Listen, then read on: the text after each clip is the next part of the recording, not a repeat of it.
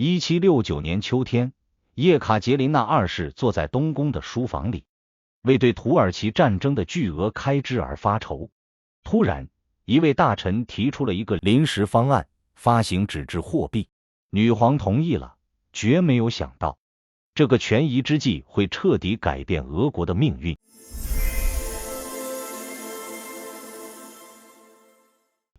普林斯顿大学历史系教授叶卡捷琳娜·普拉维洛娃在他的新书《卢布：一部政治史（1769到1924）》中，为我们揭示了一个惊人的事实：原来货币不只是交易工具，它更是政治权力的化身，承载着一个民族的兴衰荣辱。作为一位屡获殊荣的俄国史专家，普拉维洛娃用细腻而生动的笔触，讲述了从叶卡捷琳娜大帝时代到列宁执政初期，跨越155年的卢布传奇。如果卢布能说话，他一定会抱怨自己不仅要承担购买力的重任，还要背负起帝国政治的十字架，时而被捧上金本位的神坛，时而又被贬为革命的工具。在当下，2022年俄乌冲突爆发，国际制裁让卢布再次成为地缘政治焦点。这本书的出版可谓恰逢其时，西方制裁让卢布汇率如过山车般起伏，被踢出苏伊芬系统的俄罗斯又一次面临货币孤岛的困境。这些场景在普拉维洛娃笔下都能找到历史回响。经济学家谢尔盖·古里耶夫评价说，当俄罗斯帝国主义卷土重来，当俄罗斯卢布再次回归不可兑换时，这部著作的价值更加凸显。历史总是在不同层面上重演，而货币往往是这种重演最敏感的指示器。透过卢布这面镜子，我们不仅能看到俄国的兴衰轨迹，更能理解货币与政治权力交织的深层逻辑。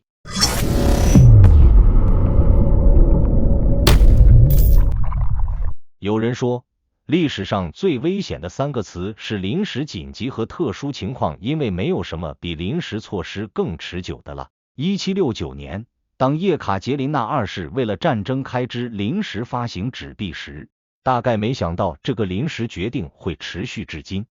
彻底改写俄国的货币命运。当时的俄国正值扩张高峰，银币储量有限，战争开支却如无底洞般增长。女皇可能没有想到，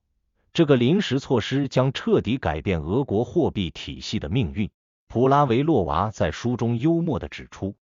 女皇陛下以为自己只是打开了一个临时的钱袋子，没想到却打开了潘多拉的盒子。最初，这些被称为阿西涅票的纸币确实备受欢迎，它们设计精美，印有女皇威严的肖像和精致花边，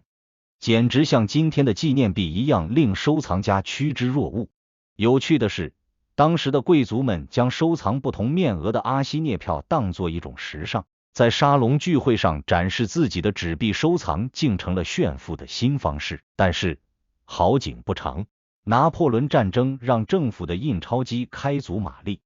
阿西涅票发行量从200万卢布暴涨到近7亿卢布。到1810年，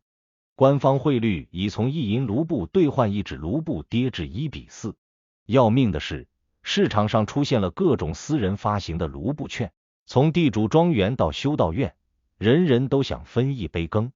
一位法国外交官记录道，在俄国，似乎每个有印刷机的人都认为自己可以发行货币。财政大臣斯佩兰斯基试图力挽狂澜，制定了纸币减肥计划，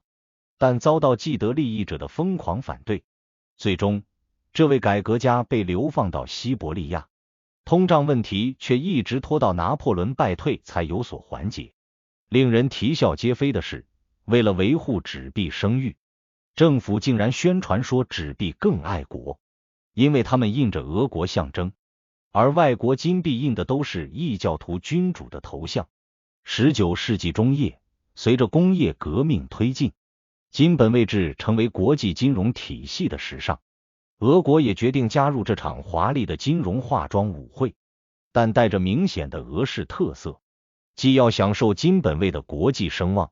又不愿完全放弃国家对货币的控制权。亚历山大二世时期，农奴制改革给了金本位制推行的契机。2300万农民需要货币参与市场经济，国际投资者也需要稳定汇率。改革过程充满妥协和反复。一位财政官员抱怨，俄国既想要金本位，又不想要金本位的约束，既想要外国投资，又不想要外国控制。1867年，俄国宣布采用金卢布制度，但从未真正实施。政府一边宣称要与国际接轨，一边暗地里保留了纸币的法定地位。有位英国银行家记录道，俄国人发明了一种新的货币制度，口头上的金本位制，实际上的纸币制度。1897年，在财政大臣维特坚持下，俄国终于建立了正式的金本位制。政府积累了价值14亿卢布的黄金储备，派遣代表团到伦敦学习经验。戏剧性的是，维特为了说服沙皇，竟然安排了一场黄金展示会，让尼古拉二世亲手触摸金条，感受金本位的分量。但普拉维洛娃指出，俄国的金本位制从根本上就是个矛盾体，它既要维护国际形象，又要服务国内政治。1905年革命期间，当挤兑潮来临时，政府毫不犹豫地暂停了黄金兑换，危机过后又悄然恢复。这种弹性执行让金本位制在俄国变成了一种可选择的约束，什么时候遵守，什么时候违反，完全看政治需要。从阿西涅票到金本位制，俄国货币史的前一个半世纪揭示出深层矛盾：现代化需求与专制传统的冲突，财政扩张与货币稳定的矛盾，开放与控制的两难。普拉维洛娃揭示，货币不仅仅是经济工具，也是政治权力的体现。俄国货币史的早期经验为理解后来的发展奠定了基础，也为思考当代俄国的货币政策提供了历史借鉴。1916年的彼得格勒，一位绅士在咖啡馆里愤愤不平地抱怨，今天早上我用1个卢布买了杯咖啡，下午想再买一杯，服务生说要2个卢布，这还算好的。昨天有位太太发现自己付的茶钱竟然比她的钻石戒指还贵。这个看似荒谬的段子，却是第一次世界大战期间俄国的真实写照。战争不仅带来了死亡和饥饿，还让卢布经历了一场货币史上的悲喜剧。第一次世界大战的爆发，把卢布推入了前所未有的动荡时期。面对巨额军费开支，政府的印钞机日夜不停运转。1914年8月战争爆发后的3年内，纸币总量增长了1000%以上，物价飙升的速度让人目瞪口呆。一位彼得格勒的中学教师在日记中记录，早上买面包要5卢布，下午就涨到了7卢布。他担心到了晚上，工资就不够买1条面包了。到1917年，一杯茶的价格竟然比1914年上涨了15倍。匪夷所思的是，为了解决小额货币短缺问题，政府居然想出了用邮票代替硬币的奇招。这种邮票币制作相当粗糙，将邮票贴在硬纸片上，再用从德国进口的玻璃纸包装。具有讽刺意味的是，在与德国作战的同时，俄国还要从敌国进口材料来制作货币。由于工艺问题，这些硬币经常散架。彼得格勒一家面包店甚至贴出告示，不接受散架的邮票币，请保持完整状态。邮局窗口前经常排起长队，不是因为人们要寄信，而是因为他们要确认手中的邮票是否还能当钱用。1917年的2次革命彻底改变了卢布的政治身份。临时政府试图维护币值稳定，请来了法国专家，计划实施新金本位政策，但面对山崩般的通胀压力，显得苍白无力。财政部长泰列先科无奈地表示，政府每天印刷的卢布比德国人1个月消耗的炮弹还要多，但买不到一发炮弹来保卫国家。绝望的是，各地都在发行自己的临时卢布。铁路代用券、军队代用券、地方政府代用券满天飞，整个国家就像一个巨大的代用货币实验室。临时政府的处境可谓是政治悲剧的经典范本，他们继承了沙皇留下的毒遗产，230亿卢布的战争债务，年通胀率超过400%，崩溃边缘的财政体系。为了获得民众支持，他们承诺要结束通胀暴政，恢复货币尊严，但除了印钞别无他法。令这些自由主义者尴尬的是，他们试图用民主程序来解决技术性货币问题。一位参与者回忆，他们花了3个小时讨论新钞票应该印什么图案，是用老鹰还是用双头鹰，甚至为了颜色搭配争论不休。但当财政部官员请求讨论如何控制通胀时，大家都说这太技术性了，改天再说。布尔什维克上台后，对货币的态度更加激进。列宁在《国家与革命》中预言，社会主义社会将彻底废除货币，实行各尽所能、各取所需的分配制度，让金钱成为历史的遗迹。这种乌托邦式的愿景在残酷现实面前撞得头破血流。1918到1921年的战时共产主义期间，政府试图通过配给制和实物交换代替市场交易，结果导致了空前的经济混乱。战时共产主义时期的货币政策混乱程度堪称史上罕见。政府发行了眼花缭乱的各种苏维埃卢布，有印着镰刀斧头的无产阶级卢布，有标明有效期的临时卢布，有专门用于军队的红军券，甚至还有实验性的不记名卢布。与此同时，各地方政府、工厂、合作社都开始自立门户。一位美国记者震惊地记录，在彼得格勒，他收集了27种不同的货币，包括面包票、电车票、煤炭券，甚至马戏团的门票都可以当钱用。真正的卢布反而买不到任何东西。荒诞的是，一些地区实行了卡路里本位制，以食物的营养价值来计算价格。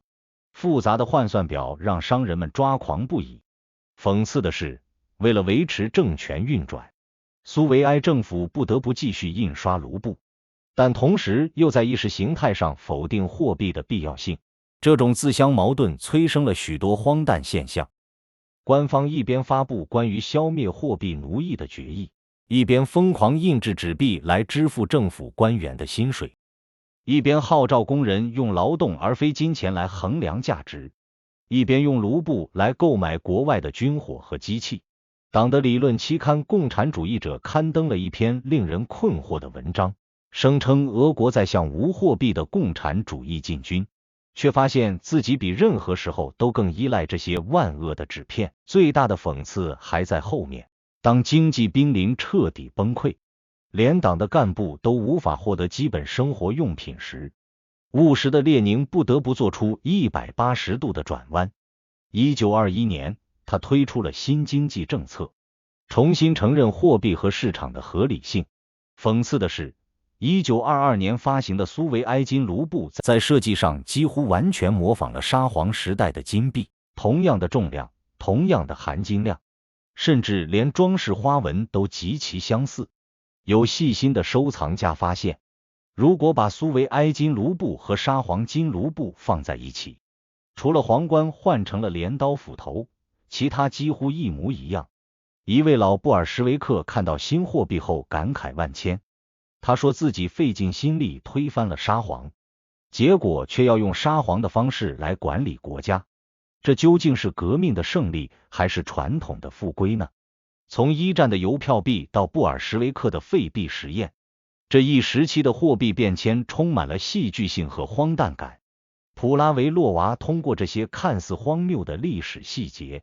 揭示了一个深刻道理：无论多么狂热的理想主义，最终都必须向现实妥协。货币作为经济交换的媒介，有着超越意识形态的顽强生命力，即使是最激进的革命者，也无法彻底摆脱货币的束缚。因为它体现的是人类经济活动的基本需求。历史仿佛在嘲笑这些理想主义者，无论多么雄心勃勃的制度设计，最终都要接受现实的检验。马克思曾说过，人们自己创造自己的历史，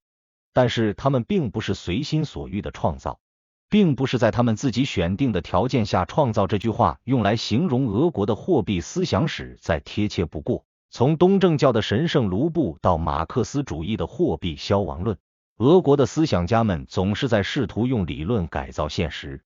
但现实总是顽强地坚持着自己的逻辑。普拉维洛娃的这部著作最有价值的部分，或许是他对货币思想史的深度挖掘。从19世纪的斯拉夫主义者到20世纪的马克思主义者，每一个思想流派都试图通过自己的货币理论来改造俄国社会。有趣的是，这些理论家往往比实际的财政官员更加激进，他们的思想实验有时比现实政策更能预示未来的发展方向。斯拉夫主义者将货币问题彻底政治化，在他们眼中，货币制度不仅是技术工具，也是文明归属的标志。著名思想家达尼列夫斯基在《俄国与欧洲》一书中认为，金本位是西方霸权的工具，俄国必须发展自己独特的货币制度，体现东正教文明的价值观。他甚至提出了东正教卢布的概念，主张货币也应该有灵魂和信仰。这种观点虽然具有文化想象力，在实践中却导致了孤立主义和排外情绪的抬头。相反，西方主义者走向了另一个极端，将现代化等同于西化，主张全盘接受西方的金融制度。财政大臣康科林激动地表示，只有当卢布能够在伦敦和巴黎自由兑换时，俄国才能真正成为文明国家。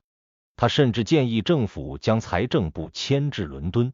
向英国人学习如何做真正的现代人。这种激进的开放态度虽然引进了先进技术，也忽视了俄国的特殊国情。最引人注目的是那些试图在东西方之间找到第三条道路的思想家们。著名化学家兼经济学家门捷列夫提出了俄国是金本位制概念，部分采用金本位，保留政府干预权，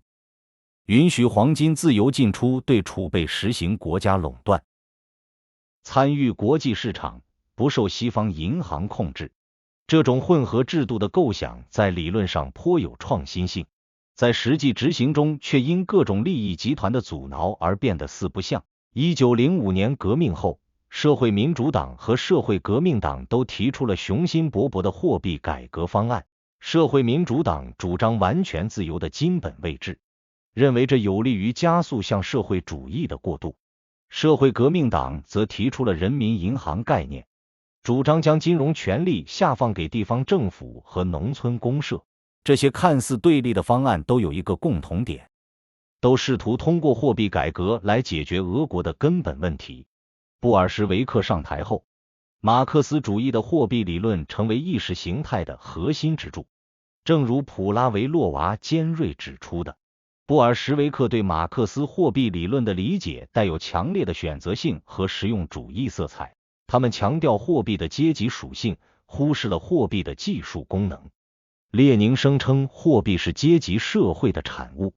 在共产主义社会中将完全消失。面对实际财政危机时，他又不得不承认，在过渡期仍然需要使用这个肮脏的工具。这种理论与实践的背离引发了激烈争论。普拉维洛娃运用新制度经济学的分析框架，深入解剖了俄国货币困境的制度病根。他发现，俄国的货币政策始终被一种历史惯性所束缚。早期的制度选择就像基因密码一样，决定了后续发展的轨迹。即使这些选择被反复证明是错误的，也难以摆脱其影响。这种路径依赖现象在俄国货币史中表现得尤为突出。这种路径依赖首先表现在制度设计的高度集权上。从叶卡捷琳娜2世开始，俄国就建立了一种一人决策的货币制度。皇帝享有对货币政策的最终决定权，财政大臣充其量只是执行者。这种设计确实提高了决策效率。一旦最高统治者做出错误判断，整个体系就会跟着走向深渊。可怕的是，这种集权传统延续了数百年，连革命都没能打破它。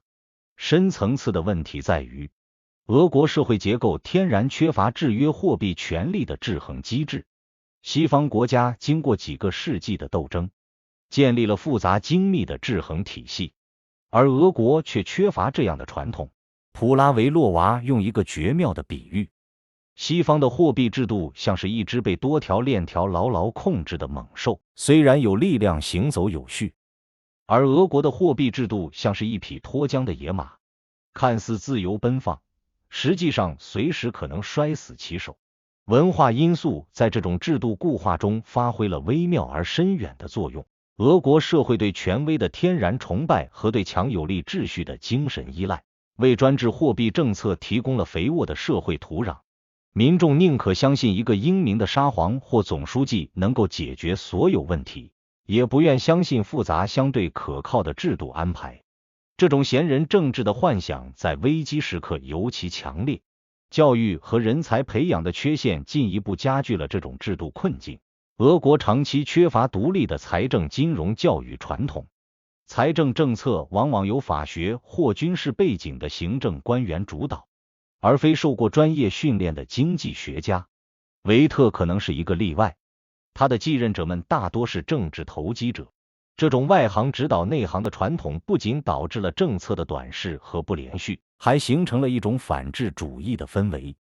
专业知识被视为西方的舶来品，从思想激荡到制度困境，俄国货币史揭示了观念与现实、理论与实践之间的复杂关系。每一种货币思想的兴起都承载着特定的政治诉求和社会理想。在专制制度的土壤中，即使最先进的理念也会变形走样。普拉维洛娃揭示，俄国货币困境的根源不在技术，而在制度；不在个人，而在体系。这种深层次的结构性矛盾，使得真正的货币改革变得异常困难。一位19世纪的英国银行家曾这样调侃俄国：俄国人总是在错误的时间做正确的事，或在正确的时间做错误的事。这个看似刻薄的评价，却意外地概括了卢布在世界货币体系中的尴尬处境。在全球化的舞台上，卢布就像一个永远慢半拍的舞者，总是在别人已经换了5步之后才开始学习上一个动作。普拉维洛娃通过跨国比较的方法，如同一位高明的摄影师，通过变换镜头角度，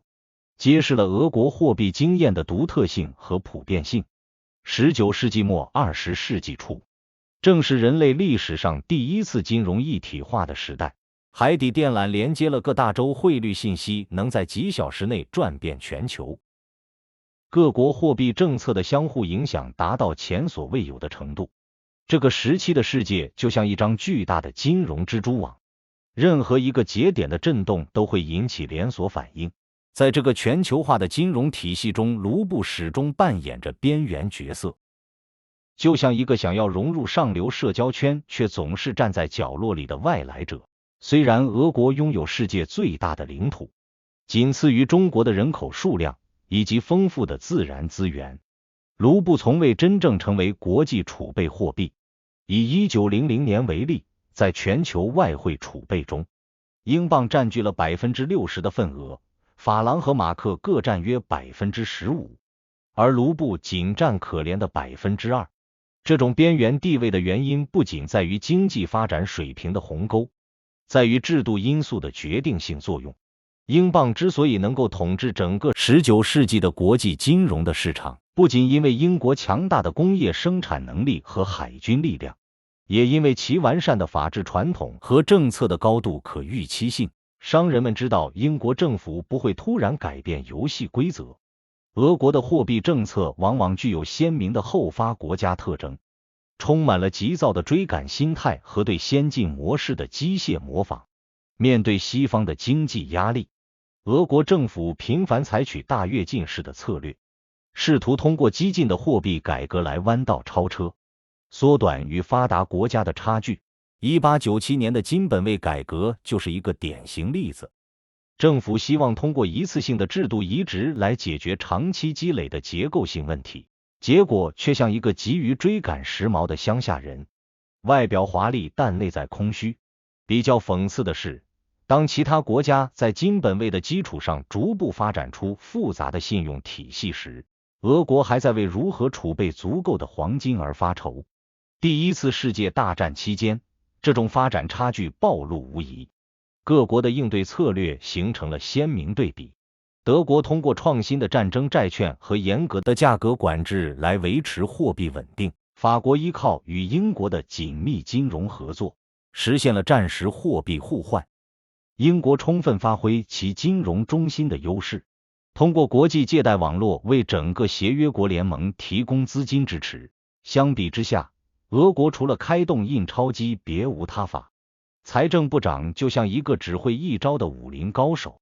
面对各种挑战都是同一个回应：印钞票。到1917年，当德国马克只贬值了约 50%， 英镑基本保持稳定时，卢布的购买力已经只剩下战前的1/20。苏维埃时期，卢布完全退出了国际货币体系，成为一种封闭的单极货币，既不可兑换，也不参与国际贸易。这种做法就像一个受伤的人将自己锁在房间里，避免了外界的打击，也失去了康复的机会。布尔什维克将这种孤立主义美化为建设社会主义的独立性。普拉维洛娃尖锐地指出，苏联的自我封闭不仅是意识形态的选择，是对历史失败的消极反应。既然无法在开放的国际体系中公平竞争，不如干脆退出游戏，自己和自己玩。今天，当我们回顾这段历史，就会发现许多似曾相识的场景。2022年俄乌冲突爆发后，西方对俄国实施了史上最严厉的金融制裁，冻结央行资产，切断SWIFT系统，禁止黄金交易等。卢布再次面临被踢出国际体系的危险。汇率如过山车般剧烈波动，普京政府的应对方式：强制要求不友好国家用卢布购买天然气，与中印等国发展本币结算，推进去美元化。与苏维埃时期的孤立主义政策如出一辙，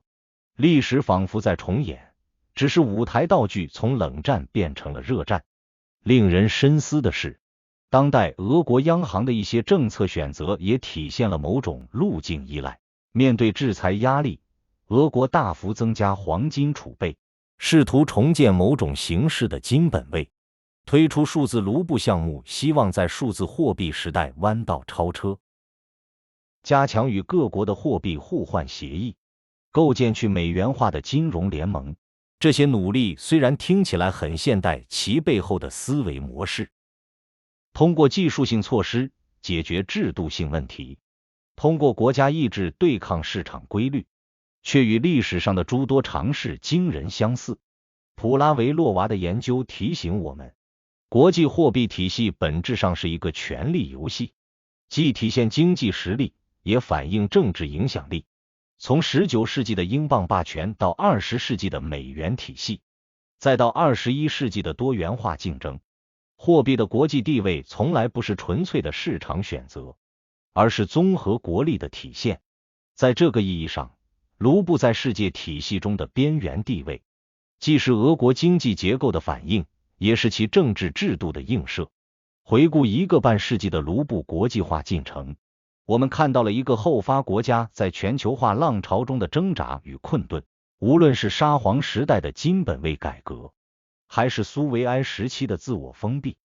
亦或当代俄国的去西方化努力，都体现了同一个主题：如何在维护国家主权的同时，融入国际体系并获得应有的话语权。这个问题至今仍困扰着俄国，也困扰着许多发展中国家。或许只有当俄国真正实现内政的现代化转型时，卢布才能在国际舞台上获得与这个国家的体量相匹配的地位。阅读普拉维洛娃的这部力作，我们深刻理解了卢布不仅仅是一种货币，也是俄国历史的见证者，政治权力的象征，国家意志的体现。从叶卡捷琳娜大帝的权宜之计到布尔什维克的理想实验，从沙皇的金本位到苏维埃的废币，卢布始终被政治裹挟，成为权力博弈的工具。当我们将目光投向当下，会发现历史的惊人重演。2022年的制裁与1918年的封锁，普京的卢布结算令与列宁的货币实验，甚至连话语都如此相似。普拉维洛娃通过卢布这面镜子，让我们看到了一个深刻真理：缺乏制度制衡的权力，终将成为货币稳定的最大威胁。这或许是这本书留给我们最宝贵的启示。货币改革的成功，从来不在于技术层面的创新，而在于政治制度的根本变革。只有当俄国真正建立起现代的制衡体系，卢布才能摆脱其历史宿命，成为真正意义上的现代货币。